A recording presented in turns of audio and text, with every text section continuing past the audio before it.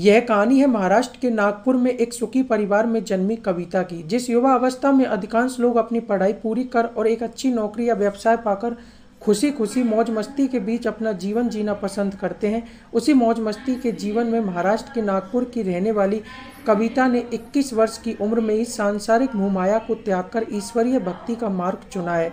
जिसके बाद आज यही ब्रह्म कुमारी कविता आज सांसारिक मोहमाया में उलझे और मानसिक रूप से परेशान रहने वाले लोगों को ईश्वरीय भक्ति का पाठ पढ़ाकर उन्हें आत्मा से परमात्मा का ज्ञान और परमानंद का अनुभव करा रही है।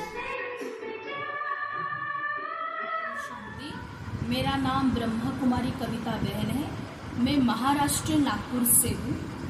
हमारे लौकिक परिवार में हमारे दादी जी इस ज्ञान मार्ग में चलती थी। उनके अंदर जो हमने परिवर्तन देखा, उनके साथ जब हमारे माता पिता इस ज्ञान में चलने लगे, उनका परिवर्तन देखा, घर में जो शांति सुख देखा, तो हम भी धीरे धीरे इस ज्ञान मार्ग से जुड़ गए।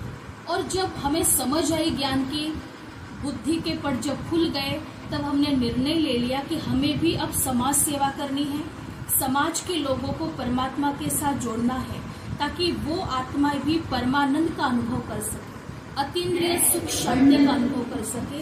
इसलिए हमने हमारा जो एजुकेशन है वो पॉलिटेक्निक हुआ है, कंप्यूटर IT से। और हमें ये लगा कि हमने जो शिक्षा प्राप्त की है, तो इस शिक्षा का हमें सदुपयोग भी करना चाहिए, क्योंकि हम अपने थ्रू अपने आप को एक सैंपल बना के लोगों को भी परमात्मा के साथ जोड़ना चाहते थे। इसलिए हमने इस मार्ग को अपनाया।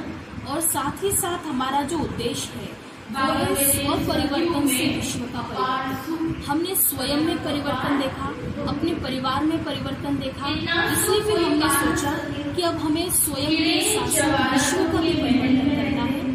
इसलिए हम इस राह पर, इस मार्ग पर चल पड़े।